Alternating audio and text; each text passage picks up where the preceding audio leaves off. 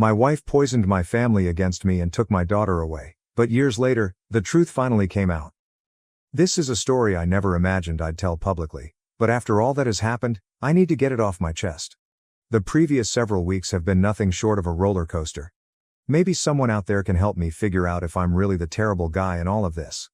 I, 48 million, have experienced a tornado of emotions and experiences over the last decade, and it has all come to a climax in unexpected ways. It all began many years ago, when I married Laura, the mother of my daughter Emily. Laura and I were high school sweethearts, and at first, our bond appeared impenetrable. We were young, full of dreams, and eager to face the world together. But life has a way of tearing apart even the strongest relationships, and it wasn't long before the flaws in our relationship began to appear. Laura came from a wealthy family, accustomed to a life of luxury, whilst I grew up in a more modest home. Despite our disagreements, I loved her profoundly and did my best to provide for her in the way she was accustomed to. But no matter how hard I tried, it wasn't enough. The stress of attempting to meet Laura's expectations weighed heavily on me, and our marriage began to falter. Our relationship deteriorated, and we argued more frequently. I observed Laura appeared detached, as if her mind was elsewhere. I attempted to reach out to figure out what was wrong, but she continually dismissed me, stating that everything was okay. Only later, during the divorce proceedings, did I uncover the tragic reality. Laura had been unfaithful to me several times during our marriage. The revelation struck me like a ton of bricks. All those evenings I worked late to support our family, all the sacrifices I made to keep our marriage afloat, and she had been betraying me the entire time. Despite the grief and betrayal, my first priority was Emily, our daughter. She was just 11 years old at the time, and I wanted to do everything I could to be there for her. But that hope was dashed during the divorce settlement. Laura was determined to portray me as the villain in our story. She accused me of being emotionally distant and inattentive, and even hinted at possible abuse, all of which were false. But Laura was convincing, and she was able to turn my entire family against me, including my parents and siblings. They all believed her narrative and assumed that I had done something dreadful to push her to adultery. It seemed like I was stranded on an island, with no one willing to listen to me. The courtroom battle was ugly, and despite my best efforts, the judge sided with Laura. She was given full custody of Emily, while I was granted limited visitation rights. Laura destroyed even those few opportunities to visit my baby. She frequently forgot about scheduled visits, claiming Emily was unwell or had other commitments. I would volunteer to drive Emily to school or assist her with assignments, but Laura refused to let me play any significant role in her life. My family, who had always been close to Emily, supported Laura and helped her keep my daughter away from me. They were determined to remove me from Emily's life, and I was powerless to stop them. The years that followed were among the most agonizing of my life. It began subtly at first. Emily would be hesitant to visit me, preferring to stay with her mother. Even though it stung, I attempted to understand.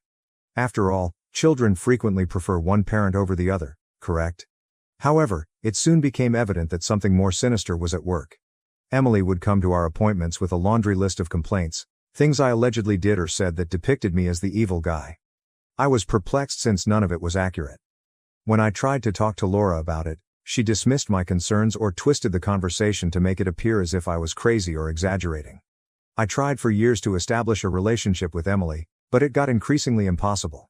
Phone calls remained unanswered, letters were returned unopened, and my attempts to visit her were met with animosity from Laura and my family. They all seemed intent on erasing me from Emily's life. The worst thing happened when Emily was around 13. She said bluntly that she didn't want to see me anymore. She spoke it with coldness, as if I meant nothing to her. I was devastated. I knew Laura had been telling Emily lies, but I didn't have the heart to drag her through a messy court battle. After all, she wanted to stay with her mother, and separating her from her mother would only exacerbate the situation. I didn't want to be the source of further trouble in her life, so I reluctantly decided to pull back.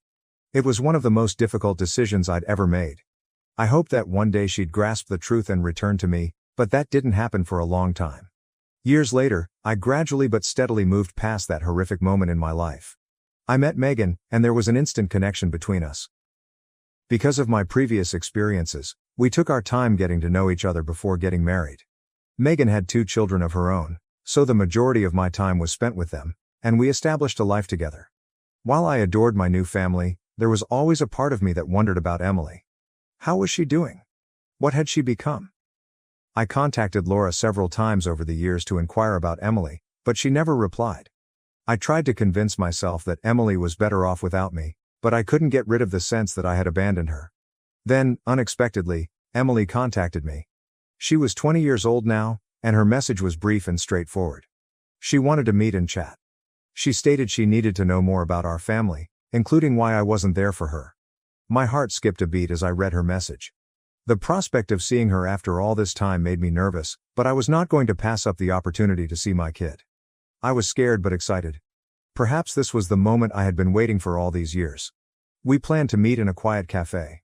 I was nervous as I waited for her to arrive. When she eventually walked in, I barely recognized her. She had matured into a beautiful young woman, but the wrath and sadness in her eyes were undeniable. She had clearly been carrying a lot of anguish for quite some time. We sat across from each other, and the tension was evident. Emily didn't spend time getting to the subject. She needed answers. Answers I knew would be difficult to hear. I took a big breath and started telling her the truth. I did not hold back. I told her everything. How her mother and family had deliberately poisoned her against me, how they had twisted every scenario to make me look terrible, and how I had worked so hard to be a part of her life despite everything. I told her about Laura's infidelity and the lies she told during the divorce. I spent the next 3 hours laying out the facts of what had happened. I had brought up previous court records, text messages, and emails that corroborated my story. I wanted Emily to know that I understood what she had been taught about me over the years, and that I wasn't the monster she had been led to believe. Emily sat startled as I explained what had transpired. She grew up believing that I was the one who had abandoned her, that I didn't care enough to be a part of her life. She found it overwhelming to learn the truth. I could see she was absorbing everything, so I didn't press her to react. I knew that was a lot for her to take in. When she finally spoke, her voice trembled. She questioned me why I never fought back, why I didn't do more to stay in her life. That question crushed me. I had to explain that I did not want to place her in the center of a court dispute and that I believed standing back was the best way to protect her. I wanted her to have a good upbringing, even if it meant she despised me for a while. But the truth was that I regretted not battling harder. I regretted allowing Laura and her family to control the story. Emily appeared to be gaining a better understanding of what had happened. She was outraged, partly at me, but largely at her mother. She couldn't believe Laura had gone to such efforts to make herself look like the better parent. Emily realized she had to take action. She stated that she wanted to confront her mother and lay everything out for everyone. I was astonished, but also proud of her for advocating for herself. Emily wasn't the young kid I knew a decade ago. She was a strong lady capable of self-defense. At the same time, I was concerned about the impact this would have on her. I breathed a sigh of relief when she said she wasn't sure how to go with our connection because she'd grown accustomed to having an absent father, but she'd love to meet and talk more. Laura bombarded me with angry phone calls and text messages 2 days later. Emily apparently challenged her with the information I shared. Laura was outraged, accusing me of turning Emily against her and ruining their friendship. I didn't expect Emily's next action. She called me yesterday to say she's going to take Laura to court for parental alienation. She intends to sue for the emotional harm caused by years of lies and manipulation. Laura still calls me constantly now. She is between demanding that I talk Emily out of the lawsuit and threatening. My family is also getting in touch, suddenly wanting to straighten things out and reconnect. I'm at a loss. One could say that Emily's at last knowing the truth relieves some guilt. Conversely, I never meant for things to get this far. Along with Emily, I also have Megan and her children to look for at this point in my life. I'm not sure whether I could manage the same mental strain once more. While Laura and my family should pay for their acts, I don't want to bring further suffering or trouble. I have been essentially torn. Emily deserves praise for searching the truth and for trying to speak out against the mistreatment she has suffered. But I also worry for her. The legal system is harsh, particularly in cases involving families, and I wanted her to suffer less than she already had. From a distance, I attempted to assist her so she could make her own decisions and let her know I was always available for her should she need me. The emotional strain Laura and my family are causing is not even something I can articulate. All of this makes me wonder if, despite this complex scenario, I did the right thing by telling my daughter the truth about her mother and our past. Your advice and views would be much valued. Update 1. Hey everyone, things have turned bad, which was rather natural. Any confrontation with Laura would not be simple since she shows no respect for anyone around her. I only knew that would also include our daughter. Emily came to our house after her argument with her mother. Her eyes were red from crying. She unleashed this time without restraint. She laid everything out, every agonizing aspect of her life for the past 8 years. Laura might have gained custody, but it was abundantly evident that she had no concept what it meant to be a mother, let alone look after a child. Emily related how Laura wasn't even home half of the time. She would be away, occasionally for days on end, leaving Emily to care for herself. Laura was intoxicated and erratic half of the time, when she was home. Emily talked of evenings when Laura would come home in a fury, throwing things, screaming, and occasionally even blaming Emily for her own mistakes and discontent. As she related these events, the loneliness, the anxiety she must have experienced, my heart broke. Still to come, though, was the worst. Emily related to us two occurrences that still tormented her. She was 13 years old at first. Laura had departed without food or money, alone for the weekend. Emily burned her hand quite severely while trying to prepare something for herself. She was in great agony, but when she tried phoning Laura, she did not answer. Just a child, Emily had to go to the closest hospital with her hand covered in a towel. Alone, terrified, in pain, she waited hours in the ER before a nurse at last spotted her and attended to her. Emily showed me the scar on her palm, a continual reminder of her mother's negligence. Still worse was the second episode. Laura had been on a drinking frenzy for weeks. She was 15. Emily made every effort to avoid her mother, until one evening Laura became aggressive. In a flash of wrath, she flung a glass at Emily that broke against her leg severely. Emily was in shock and bleeding. Instead of tending to her, Laura yelled at her to tidy the mess. Terrified, Emily covered her leg in an old shirt and headed once more toward the hospital. She wound up needing sutures there. I had a range of emotions as Emily related these tales, sorrow for all the suffering Emily had gone through, and fury at Laura for sending our daughter through this dream. It was not something I had felt in years. She was young and not deserving of any of this. She did not deserve to be left terrified, injured and alone. The one person meant to be defending her ought not to treat her like a burden. This was unmistakable physical and psychological assault. It seemed ironic that Laura's daily routines included the very things she had accused me of dragging Emily away from. Laura should have simply let me look after Emily to prevent all of this. Emily may have had a normal, contented life if she hadn't been so enthralled with her own selfishness and spite. The entire evening Megan and I listened to Emily. We checked to see she felt at ease and understood she was safe now. Megan specifically consoled Emily by holding her hand and telling her none of this was her fault. Having someone console Emily, tell her she was loved and that she mattered, seemed so important to her. Then Emily apologized to me in a moment that was both sad and contradictory. She had nothing to repent of, hence she didn't need to? But she did. She admitted she pushed me away, she was sorry for believing all the lies her mother had taught her, and she should have seen the reality sooner. Her voice faltered as she informed me she had missed me so much over these years and had frequently wondered what life would have been like if she had lived with me instead. I told her how much I had missed her too, how I had never stopped thinking about her, how I had never stopped loving her, and that she did not need to apologize for anything as Laura's games merely served as a victim's stage.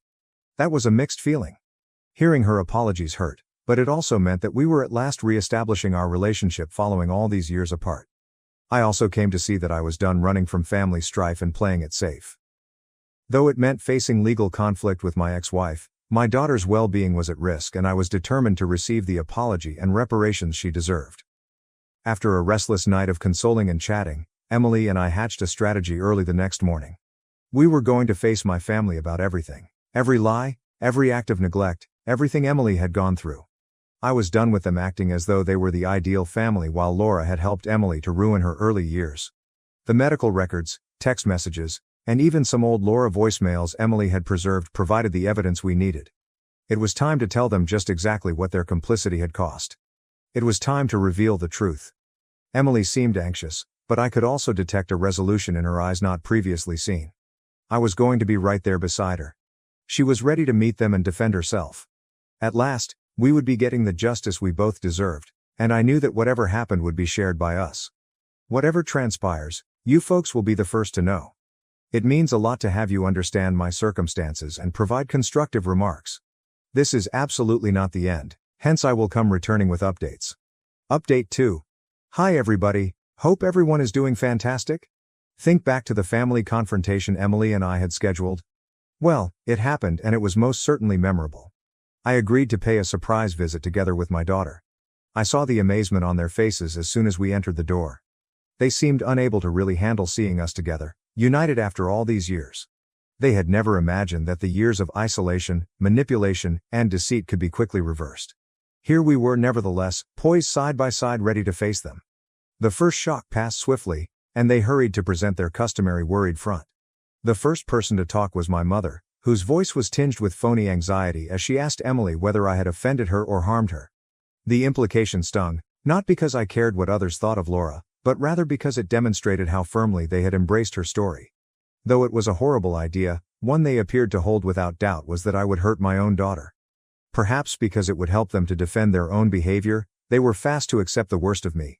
But Emily was no more the terrified, bewildered child Laura knew, and I was not Laura. Emily stepped forward before I could answer. Her voice was firm, full of a quiet strength that made me proud. She urged them to abandon the act, to stop acting as though they cared when throughout the years they had done nothing to support her. Her statements were neither wavering or hesitant. She called them out for their indifference, for standing by while Laura ignored and mistreated her, and for helping to bring about the ruin of her early years. I observed as my siblings and parents struggled to hide their uneasiness. Their looks changed from pretended concern to something more like irritation. They disliked being challenged, particularly not by Emily, who they still considered as a child, someone who ought to be appreciative of whatever sloppiness of attention they had given her. But Emily was no child anymore, and she showed no interest in their empty apologies or explanations. Some of you have inquired how Laura simply set my own family against me. Our relationship has always been complex, underlying animosity and years of unresolved problems entangling it. My siblings and I had never been close. There was always a sense of one-upmanship, of competitiveness, that corroded any possibility of a real bond. Rather than encouraging harmony, my parents had sided with whichever child would have the greatest benefit for them at the time. Laura came to them intending to divorce me, and they saw it as a chance to vent their residual animosity at me. They had not given Emily or me any thought about how it would affect us. Their interests were more in seeing me pushed down a peg than in clearing past records. Emily gave out everything that had happened. How Laura had deserted her, how she had experienced trauma and injuries while they turned a blind eye, and I could see the anxiety rising on their faces. Particularly not by someone they had undervalued for so long, they were not used to being questioned in this manner. It was not only the words that stung, it was Emily's holding of them responsible, refusing to let their typical platitudes absolve them. Of course, we withheld some of what we had. Showing all of our cards at once was not necessary.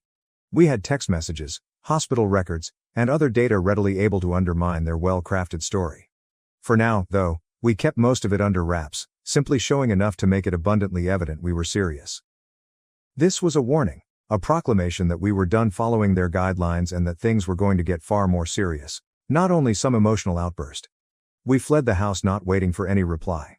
Nothing they could say would make any difference, nothing that would undo the years of suffering and neglect they had let to occur. Emily said one last farewell as we turned away. She advised them to forward it to Laura, therefore alerting her that we were arriving with a somewhat heavy case and she should be ready for it.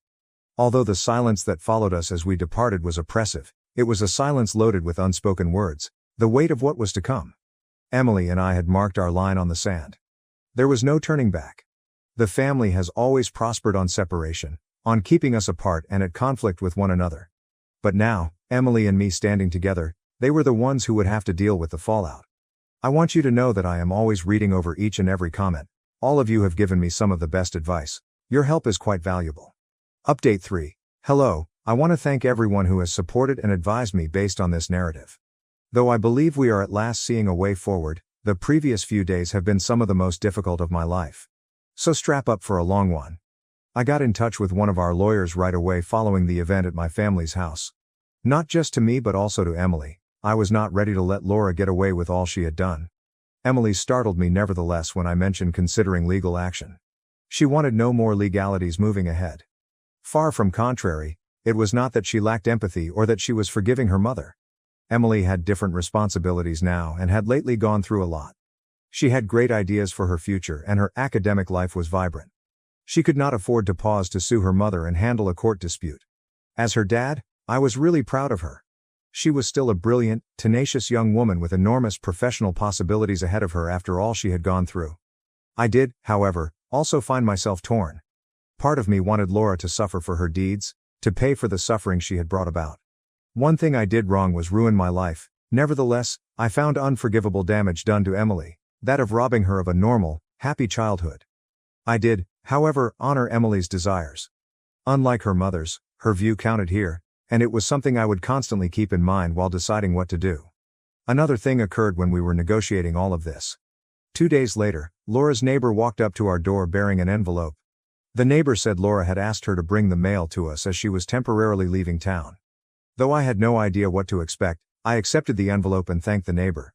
Within the envelope, Laura had a note. Long and full of apologies and explanations, it sought to defend her behavior. She talked about losing her job, how she grew quite alone when I left, and how events descended from there. She finally landed another job, but it paid little, and she descended into more misery.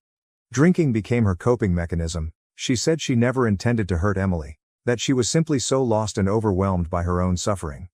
Laura continued to go into great detail about more of her challenges, seeking to depict a lady driven to the brink by events beyond her reach. But reading made me focus only on how hollow everything sounded. Laura was obviously trying to justify her actions and project an impression of victimization from her own experiences. But no degree of difficulty could excuse her treatment of Emily. She begged us not to go to legal war at the end of the letter. As a show of kindness, she pledged to avoid Emily. She also offered to pay whatever we felt was appropriate as reparations for the damage she had done. Emily's eyes showed grief as soon as I turned over the letter to her. She had not sought this apology, and it most definitely was not the resolution she was due. What kind of mother leaves her child like this and subsequently believes that money could possibly offset all the years of suffering and neglect? For Emily, it was a terrible insight. I knew she needed time to get through it. Emily needed space, as she would reach out to Megan or me when she was ready. For Emily, someone she could confide in without judgment, my wife Megan had become fast a comfort.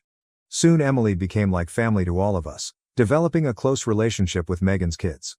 Although I wanted to assist, I knew Emily would gain more from Megan's support and viewpoint to help her to organize everything. Eventually Emily came to me with her choice. She refused to go after a legal lawsuit. She wanted not to drag things out anymore or become mired in a nasty court struggle. Freed from the shadows of the past, she wanted to start anew and concentrate on her and her future.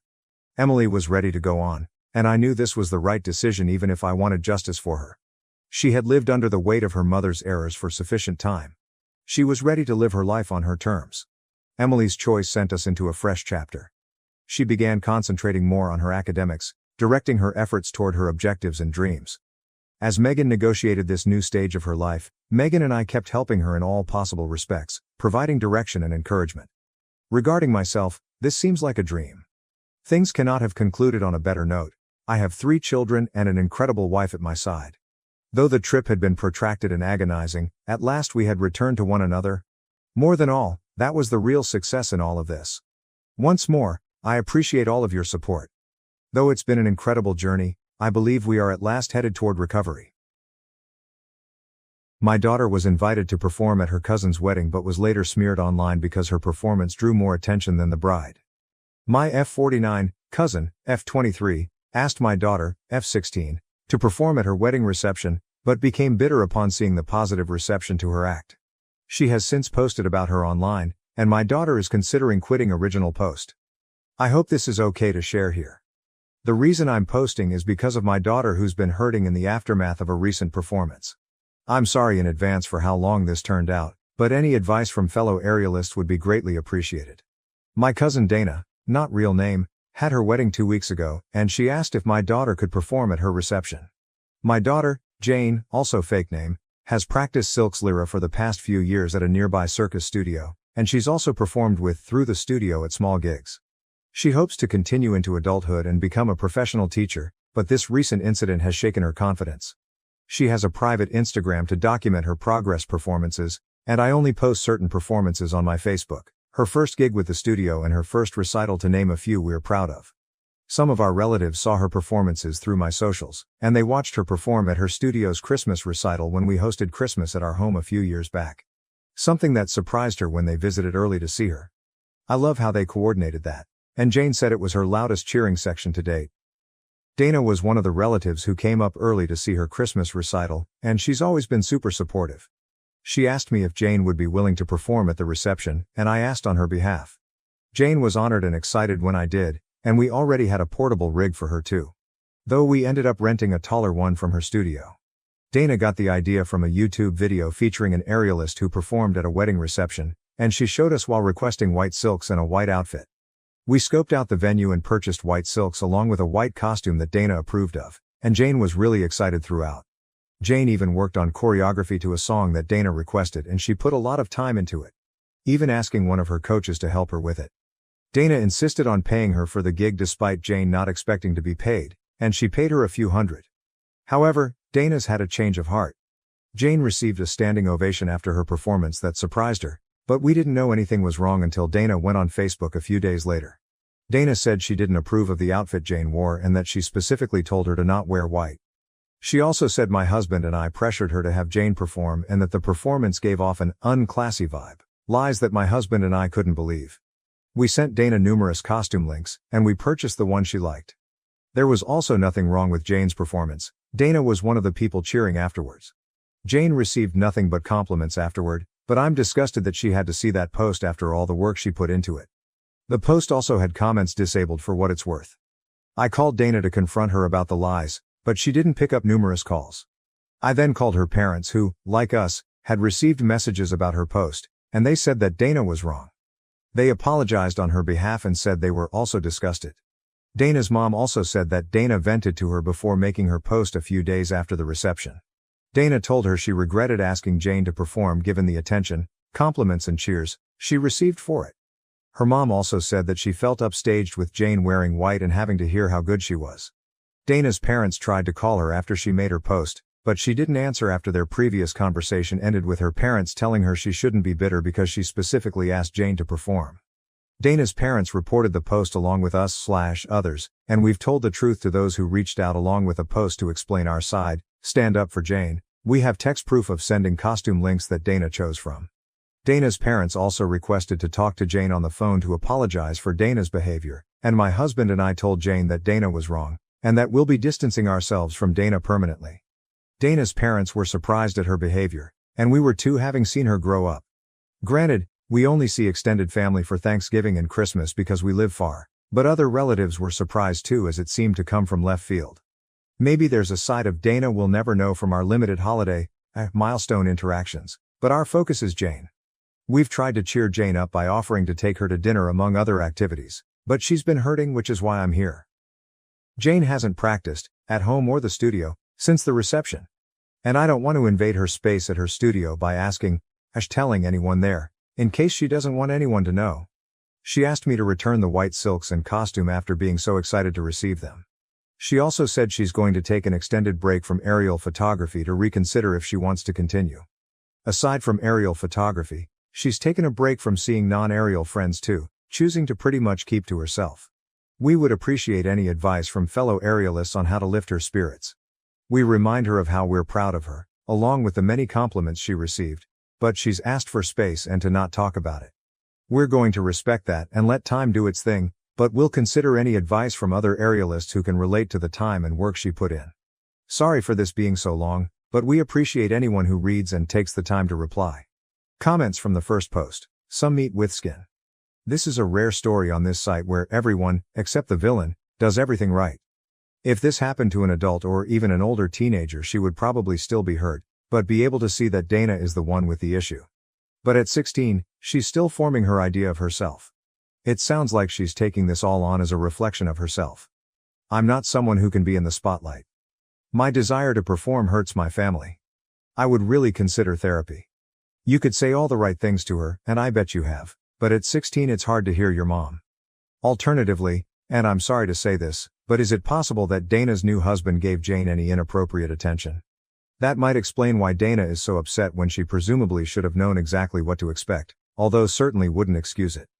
If there were any opportunities for Jane and the new husband to be alone, I would really look into that also, because it would also explain why Jane hasn't practiced since the reception even though the drama started a few days later. It is an extreme place to go, but I would just ask yourself if there was an opportunity for him to be inappropriate because she is withdrawing from her entire social life. When I was a teenager, driving up to the next city helped me sometimes. Want to take a drive? Is still a question I ask myself when I feel stuck and hopeless. Go to the big aquarium and get cannolis at the outlet mall or something equally random. Maybe she'll open up or get out of her head, or maybe y'all will just have a nice day. Lots of love to you and your family. Mistral 19. Jealousy is horrible, and Dana has just made herself look bad to anyone that came to the wedding. Also, just for reference, I have performed at multiple weddings and have always had a white costume. It suits the theme and is no way comparable to a wedding dress. Leslie Barbnope.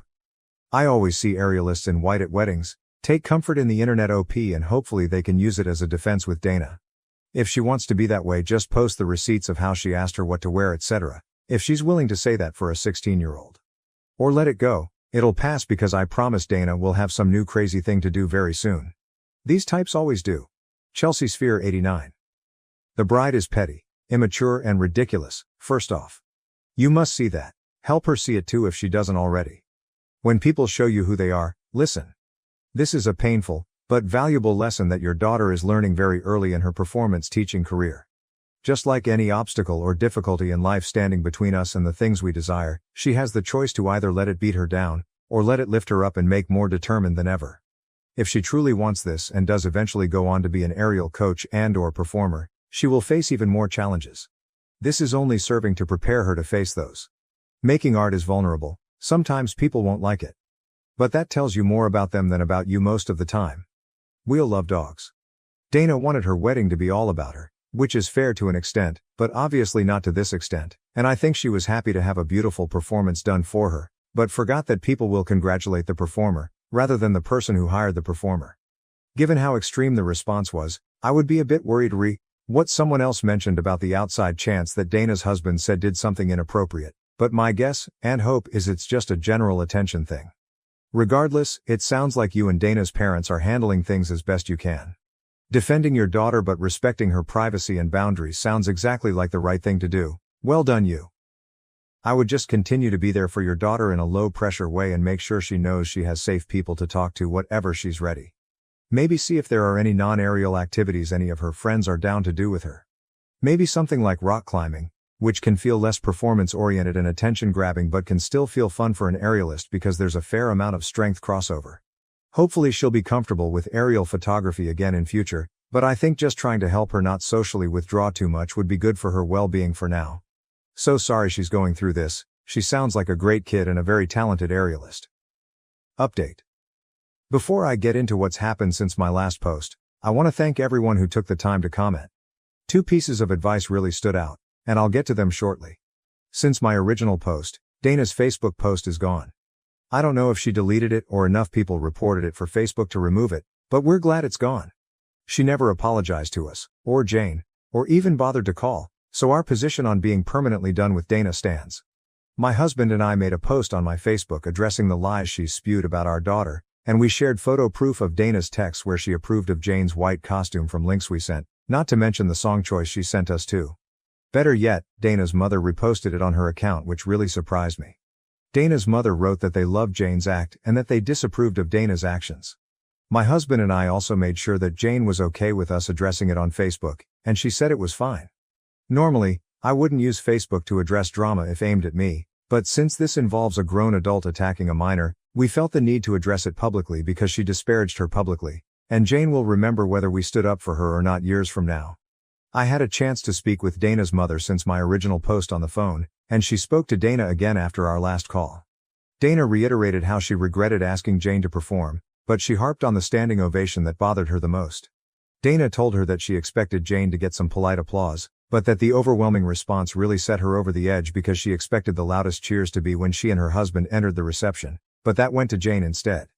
Dana and her husband also received a great reception when they entered the reception, but Jane's performance did too, and Dana didn't expect it. Heck, even Jane was surprised by it too. She never received a standing ovation from a solo act before. But Dana's mother believes that if Dana had asked someone to sing who received a similar reception, Dana's jealousy would have been all the same.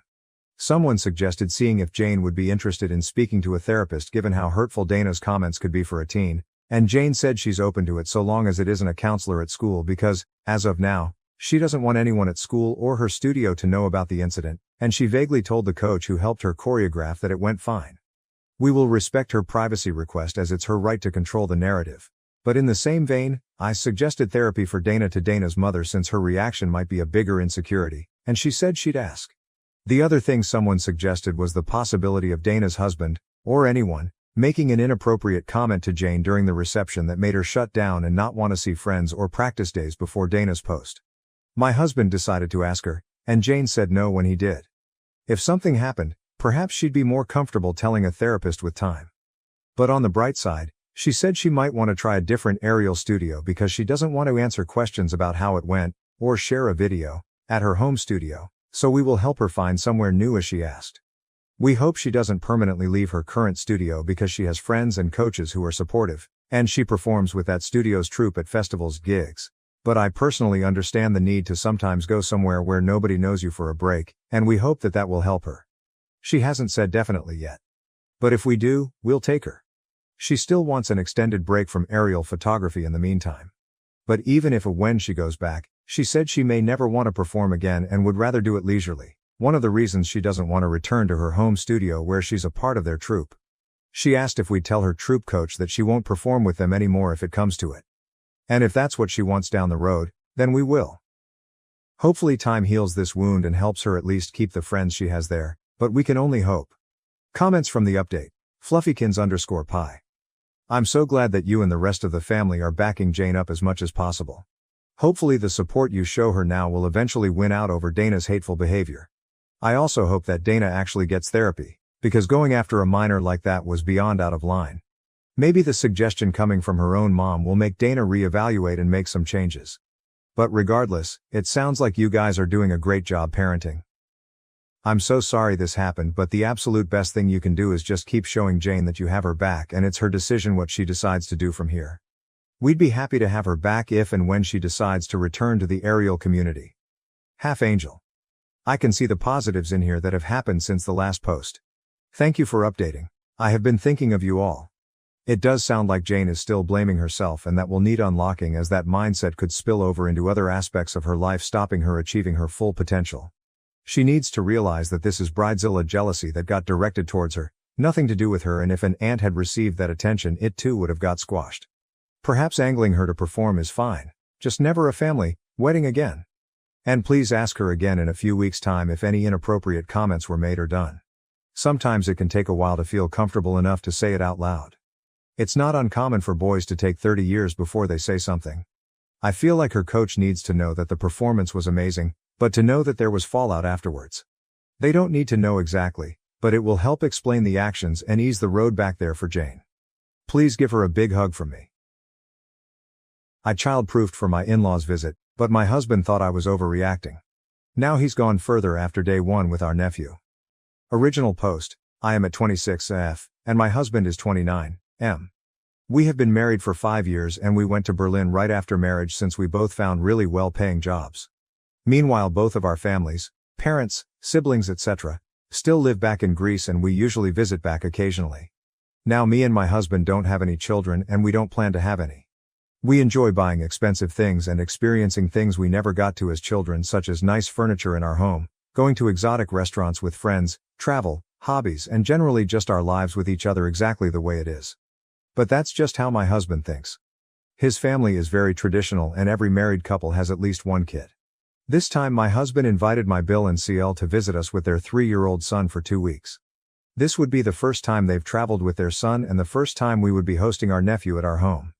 Now our nephew is known to be going through the terrible twos and has been throwing tantrums and breaking things lately, so I did some child-proofing in our home a day before my in-laws were due to arrive. I removed all the glass and ceramic decor. I swapped out our linen tablecloth for a plastic one.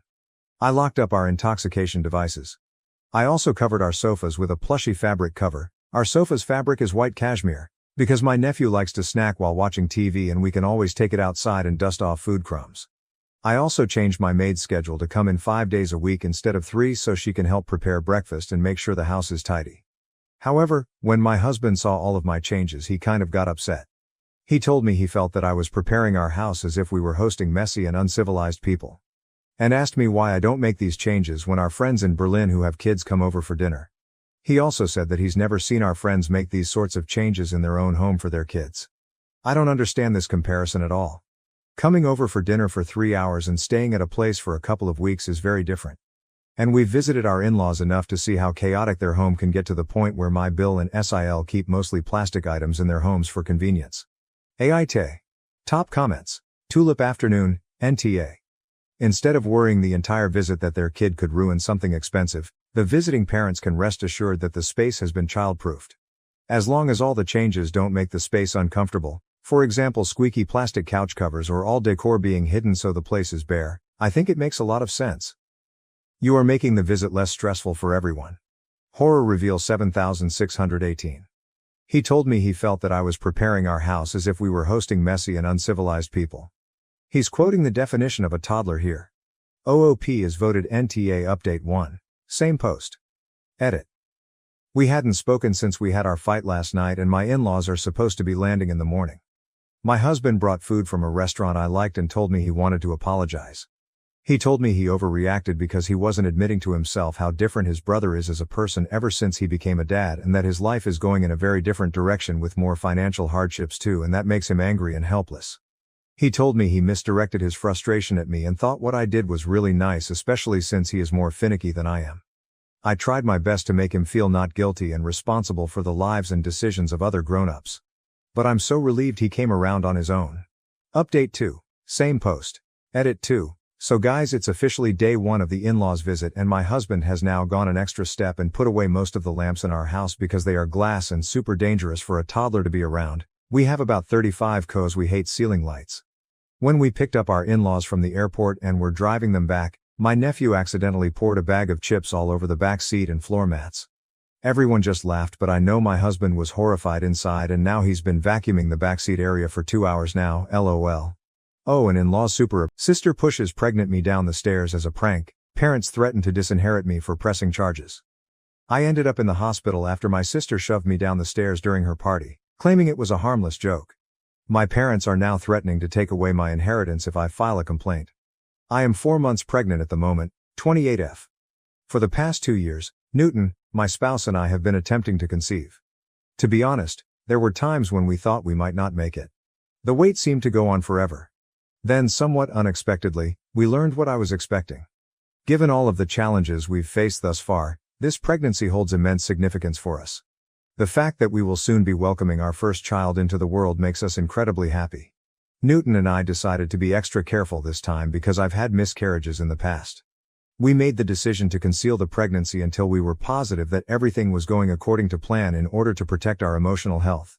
If for whatever reason, we also lost this pregnancy, we wanted to shield ourselves from the extra pain of having to grieve in public. My younger sister Elle, and my parents were unaware of my pregnancy until last week. At times, it seemed weird to keep them in the dark, but I also needed the time to think things through. From significant life events to minor triumphs, my family has always been the kind to celebrate everything. To be honest, I adore that quality about them. We've created a ton of wonderful memories together throughout the years, and it adds a special touch to every occasion. But when it comes to going to family gatherings, I've been a little aloof for the last 4 months. Given how emotionally taxing the pregnancy was, I simply needed more time for me. However, my younger sister Elle was ecstatic when she received a promotion at work last week. Last year, Elle's ideal wedding was meant to take place, but at the last minute, everything went wrong. Her ex cheated on her with one of his co-workers at his bachelor party the night before the wedding. The groom didn't even have the grace to show up and speak to Elle on the day of the wedding. Rather, one of his buddies arrived to break the heartbreaking news that he had made the decision to completely cancel his participation in the wedding. The entire scenario was really embarrassing, and our entire family was startled. It was meant to be one of the most joyful days of her life, and we had spent a lot of time getting ready for it. Elle was heartbroken. All of her hopes and excitement for her future with this man had been dashed in such a public and harsh manner. Elle immersed herself into her career after that. She used it as a coping mechanism to keep herself occupied and diverted from the pain.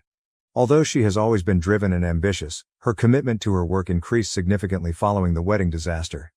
Therefore, her recent promotion marked a significant turning point in her career and personal life.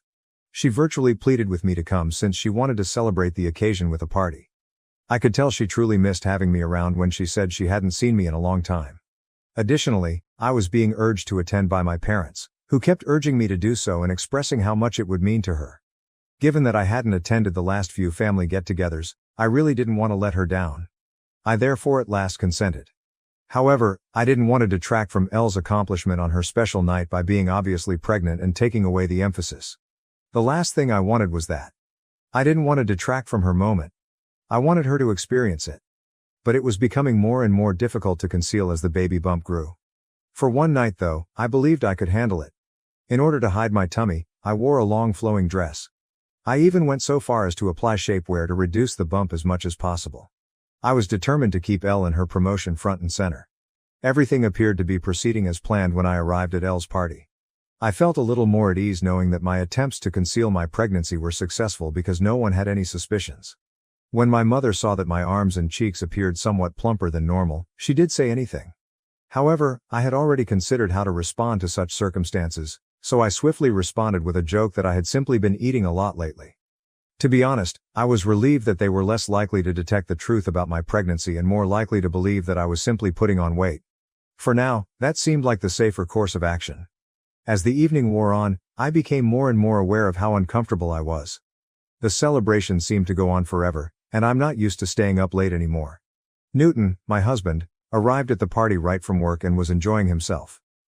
I was grateful that he continued to periodically check in with me to make sure I was doing okay. Elle and the rest of my family were having a great time in the meantime. They were having a great time dancing in the backyard and doing shots. Seeing Elle so joyful and carefree, especially after everything she's been through, made me glad. However, I began to feel nauseous, most likely due to the heat of the evening and all the greasy food. I slipped inside and found a peaceful seat on the couch after deciding I needed to escape the boisterous dancing and loud music. At that moment, my only true desire was to get home, raise my feet, possibly massage my legs, get into bed and read on my Kindle for a little while. I briefly closed my eyes in an attempt to relax and collect myself. My Aunt Mia sat down beside me at that moment, waking me up. I had fallen asleep without even realizing it. Without providing a reason, I shook my head when she offered me a glass of wine.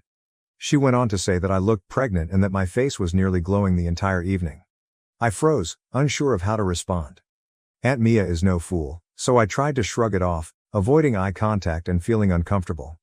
She asked me directly, "Are you really pregnant?" as her eyes widened in shock. Despite my inner panic, I made an effort to remain calm. In an attempt to divert her attention, I shook my head, but Aunt Mia put her hands on my stomach and her eyes brightened with total conviction. "Oh my God, darling, you are pregnant," she cried. She chuckled and drew me into an embrace. I was a little alarmed and practically begged her not to tell anyone just yet because I didn't think the time was perfect to make the announcement. However, Aunt Mia dismissed my worries. She reminded me that everyone had been eagerly anticipating this time, hoping that I would become pregnant, and demanded that the family should be informed of this wonderful news. Aunt Mia smiled at me, held my face in her hands, and reminded me that it was a family night even though I told her it was Elle's night. She told me not to overthink it and that because everyone had come together it was the ideal moment to share. Everyone was still dancing and partying when Aunt Mia got up and went outside before I could stop her. As I saw her, my heart fell. Aunt Mia captured everyone's interest with all the zeal in the world. Without wasting a beat, she pointed at me and told everyone that I was pregnant after telling them she had some important news to deliver. There was a moment of stillness while everyone processed Aunt Mia's words. Then everyone in the party burst out. My relatives hurried over to me, around me with congratulations, shouts and hugs. They were ecstatic, giving me a tight hug while crying and expressing their excitement for Newton and me. They were naturally thrilled to hear the news because they were all aware of my past miscarriages. My parents were so emotional that they were crying. In celebration of this new chapter in our lives, many congratulated Newton and gave him hugs as well. I definitely didn't want to reveal my pregnancy in this way. I had imagined a more private, intimate event, something modest and unique, something I could share with my family when I was ready. At a gathering that was supposed to be all about Elle, I had instead been dragged into the spotlight. I saw her standing off to the side at that point, smiling as best she could but obviously feeling uncomfortable. She avoided making eye contact with me and wasn't participating in the festivities. I was overcome with remorse because I had worked so hard to stay out of situations like these. I approached her and apologized for Aunt Mia's disclosure of my pregnancy. Elle inhaled deeply and inquired as to why I hadn't before disclosed my pregnancy. I clarified that I had intended to make the announcement a few weeks later, when I was more at ease and prepared to do so. She pursed her lips, shook her head and murmured, "Whatever. I suppose your request was granted." I was surprised by her response, and her comments hurt. I attempted to reason with her, but Elle didn't seem interested in having a conversation. She moved away after taking a sip of her wine and stopped focusing on me. Overwhelming advice from friends and family on being a first-time parent consumed the remainder of the evening. Everyone appeared excited to share their experiences and advice. Elle, meantime, continued to glare at me from the other side of the room as though I was somehow to blame for everything. I felt much more guilty and uneasy after her response. I had an overwhelming want to go to the bathroom at one point. I stood up and went to the guest bathroom, but it was completely packed. I went upstairs to use the restroom in the main bedroom because I felt like my bladder was going to explode. I went to the bathroom to relieve myself, and when I came out, Elle was waiting for me outside. She appeared inebriated. Sensing the awkwardness between us, I tried to apologize again with an awkward smile. Elle didn't appear to get any softer. Rather, she simply rolled her eyes and inquired, "Are you truly expecting?" There was a hint of suspicion in her voice, and her tone was almost contemptuous. "Of course I am," I said, looking at her while reflexively touching my tummy. Why would I tell a falsehood? Went on to add that everything was extremely strange, particularly since I hadn't even told our mother, with whom I often spoke daily, that I was pregnant. I was becoming annoyed by her incessant interrogation. I attempted to reiterate my justifications in the hopes that she would realize that I had made the decision to keep it a secret. I was shocked by Elle's insensitivity when she said, in a callous tone that pierced my heart, "Maybe this pregnancy will also end in miscarriage, just like your previous ones." How could she have said such a disgusting thing about my child? I screamed at her, my voice shaking with fury and hurt. "How dare you say such a thing? Even though I've apologized multiple times tonight, your remarks were inappropriate." My voice reverberated in exasperation. Elle retorted that she was upset that I had taken away her attention, particularly considering everything that had happened to her the previous year. I made an effort to remind her that I had supported her through her sadness, staying at her house for several nights and assisting her in getting over her groom's abandonment. I assured her that I would never purposefully overshadow her and that she should blame Aunt Mia for outing me without my permission if she was upset about the outcome. But Elle kept pointing the finger at me. I felt it would be better to leave and head back downstairs because I was so exhausted and tired of the debate. In the hopes that Elle would settle down and we could talk about it later, I needed some time and space to think things through. Elle, who was right behind me, kept calling me a selfish person and stating that I should have just given her a night alone. I chose to ignore her, but just as I was about to head downstairs, I felt a strong shove from behind. As I slipped and struggled to regain my footing, my eyes widened in shock. In an attempt to save myself from falling, I was able to grab the railing, but my knees gave way under the combined force of my own weight and speed. I ended myself sliding headfirst down the steps after losing my footing. My instincts took control in an instant. Desperate to protect my baby from the impact, I covered my stomach with my hands. My wrists felt the entire force of my fall as my body crashed down the stairs. It was a nasty fall. A quick, searing pain shot through my hands, and I heard an explosive shatter. The agony was sudden and intense. I lay collapsed on the stairs and screamed in pain. As I struggled with the unbearable pain in my wrists, my surroundings became hazy, but my top priorities were my son and if the fall had hurt him in any way. The rest of the family soon saw the chaos caused by my fall and my calls for assistance. With worried and alarmed expressions on their faces, they hurried over in a frenzy. Chaos broke out in the room as everyone sought to comprehend what had just transpired. Newton, my husband, grabbed me up right away and carried me downstairs. I continued saying that Elle had shoved me down the stairs since I was in so much pain. Everyone appeared astonished. Everyone's attention was drawn to Elle, who stood behind me, silent and with a guilty expression. She was confronted by my husband, who yelled at her for pushing a pregnant woman down the stairs. Clearly upset, my mother hurried up to Elle, shaking her shoulders and asking if she had indeed shoved me. Elle cried and nodded in agreement, her face hot and distraught. My mother was deeply affected by the realization. Elle then started crying excessively while embracing my mother and accusing her of being intoxicated and acting recklessly. I was in so much pain and shock that I was beginning to pass out. I could hear Newton frantically phoning 911 to summon an ambulance through the fog. I could just make out the worried faces around me as my vision became blurry. After then, everything was a haze of sirens, chaos, and frenzied activity. I ended up in a hospital room when I eventually came to. Newton appeared worn out as he slept in a chair next to my bed. My throat was dry and parched, so I gently woke him up and asked for some water. I asked him what had transpired following the fall as he assisted me in drinking the water. Newton described how the pain had caused me to lose consciousness and how I had needed emergency care for wrist fractures. I would have to wear the cast the doctors had put on me for the next 4 to 6 weeks while my bones healed. I then inquired about the baby. Newton told me that our child was safe after the physician's examination. I felt a wave of relief. Knowing that our baby will be all right made me happy. The anarchy that had developed following the disaster was then explained to me by Newton. Elle's family was so upset with her that they attempted to have her arrested. But the cops had only been able to get statements from the witnesses because I was unconscious. Before they could file any charges, they still needed my formal statement. Newton grasped my hands and emphasized the need for me to report my sister's behavior and put aside my feelings for her. He was adamant, saying that, considering my condition, there was no excuse for her to shove me down the steps.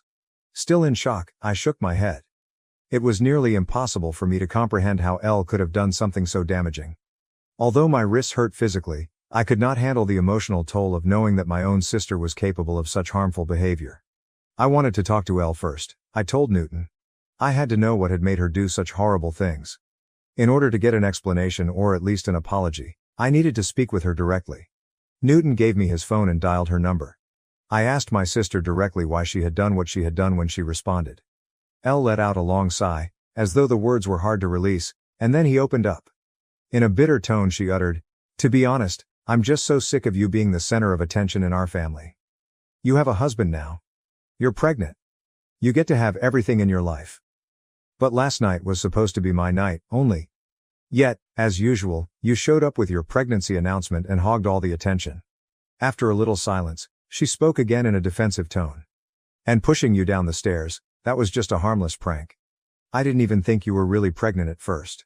I didn't mean for it to be such a big deal." Her remarks were painful and disturbing.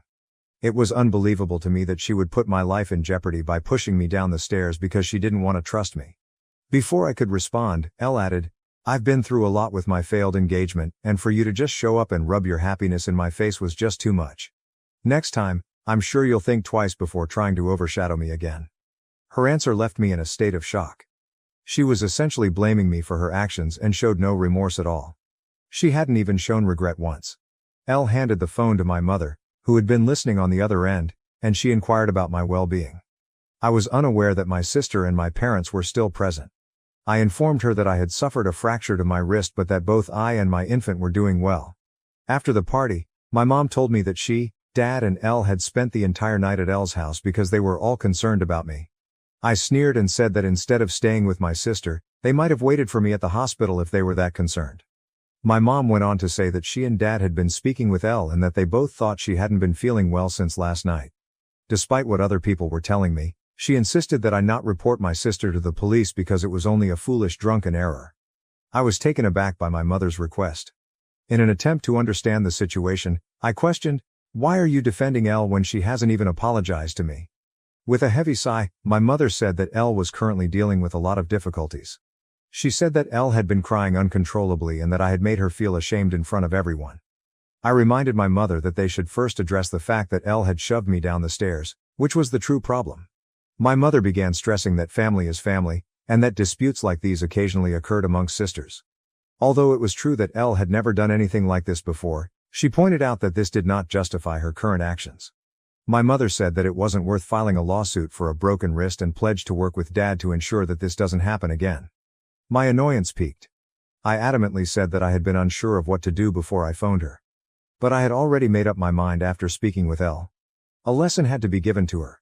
My mother, who was becoming more and more agitated, pleaded with me to think again before bringing charges against Elle, warning that doing so may ruin his career. I informed her that right now, I couldn't give a damn about it. My mother made a last-ditch effort to persuade me to bring charges against Elle by threatening to disinherit me if I did. She contended that it would impact Elle for the rest of her life and create a lasting record. I was stunned by her threat, but I refused to back down. I proceeded to pursue a complaint against my sister after the phone call. She hadn't expressed regret for what she had done, but I was torn about perhaps ruining her life. Update 1. I wanted to let you know that my sister was eventually taken into custody. Despite the constant calls from my parents, my spouse and I have turned off our phones. Newton is furious that my parents appear to be giving preference to my sister over me. Newton's family and other family members have contacted him in the interim to show their concern and support. Everyone agrees that it was the correct thing to charge my sister. I'm much more concerned about my baby's safety now that I've read some of your remarks. I'm worried that Elle could endanger my unborn child in the future if she were able to shove me down the stairs. In order to prevent her from ever coming near me or my family again, I want to obtain a restraining order against her. Update 2. Hi there, other Redditors. My sister, who was previously accused of assault, was just sentenced since I provided an update last month. My parents paid for her attorney, who was quite good and made a compelling argument. She was placed on probation because it was her first infraction. The judge mandated that Elle pay for my medical expenses, participate in 6 months of required psychotherapy, and meet with a probation officer on a regular basis. After the criticism they've been getting from the rest of the family, my parents are still very angry with me but are too scared to address me. My parents urged me to protect Elle by not pursuing charges against her, and I have freely acknowledged this to everyone. My parents have received reprimands from relatives on both mine and my husband's sides. No one believes that Elle's mental health issues are a good enough reason for what she did to me, despite my parents' continued insistence on it. In order for Elle to recover, I sincerely hope that my parents will take her to visit a doctor. I've requested a restraining order after the sentencing to make sure she can't ever again come near my family or me.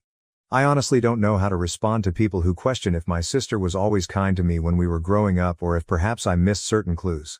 Yes, we occasionally battled and had our typical arguments, but I never thought she would have such a strong grudge against me. I've always loved her dearly as her older sibling, and I never imagined that she could push me down the stairs out of retaliation. Believe me, I'm just as astonished as everyone else. I suppose it's accurate to say that those closest to us are frequently the ones that betray us. Update 3. I haven't posted anything here in 5 months. Neither Newton nor I have seen Elle or communicated with my parents. I gave birth to my baby 5 days ago. After being released from the hospital, Newton and I are now giving our newborn baby the finest care possible. I heard a tap on the door last night, right before we sat down to eat. I was surprised to see my mother standing on my porch when I opened it. I was totally surprised because I had not anticipated seeing her. I said, "What are you doing here?" With caution. My husband was just as perplexed as I was to find her there, so he moved up next to me and stood guard in front of me. My mother burst into tears at once, telling me that she had just had to come over to meet the baby after hearing from some of the relatives that I had given birth to. Considering everything that had lately transpired between us, her excitement didn't seem appropriate. She continued by expressing how happy she and her father were to be grandparents at last. In order for us to rejoice as a family, she said that Dad would be coming soon with some wine and baby presents. Newton and I exchanged a look of incredulity. Did my mother truly act as though nothing had happened in the past few months? As quietly as possible, I told her that we hadn't communicated in the previous 5 months because she had chosen to side with Elle rather than me. She was standing on my porch, however, pretending that we were all on good terms simply because I had given birth, as if we were going to have a happy family reunion. Newton informed my mother that the instant she decided not to be a decent parent to me first, she had given up her right to be a grandma. He reminded her that Elle had treated me cruelly and that he would have beaten her up immediately if she hadn't been my sister, but she had shielded that monster from me because she was a mother. I could tell his remarks struck a chord because they were forceful. My mother's expression changed to one of rage. She attempted to counter by claiming that those were matters of the past and that she had done what she had to do. She maintained that we couldn't simply remove her and her spouse from our child's lives. She emphasized how unjust it was that we prevented her from seeing her grandchild. Newton, however, would have none of it. He told her that we chose who could be engaged in his life because this was our boy. Having her in our lives made neither of us feel at ease. My mother persisted in claiming that the reason she did what she did to me was because Elle had been diagnosed with depression. I shook my head in exasperation as my mother continued to defend Elle's behavior, saying she felt bad about what she had done and was trying to change. She promised that after my son was born, we would all be able to move on from the past and be a single, happy family. I sneered and clarified that I didn't desire such a thing. My mother believed she could simply ignore everything and return to our life, but circumstances had changed. There was no return to the previous state of affairs. I asked my mom to go because I couldn't take any more of it. After everything that had been said thus far, I didn't want to ruin my mood any further. Just then, my father pulled into our driveway. He exited the vehicle with a basket of presents and a large teddy bear. I was too exhausted to argue with my parents any longer, and I couldn't understand their insolence in showing up without warning. Fortunately, Newton intervened and told me to return inside and rest. He promised to deal with them and resolve the issue. I reluctantly allowed him to.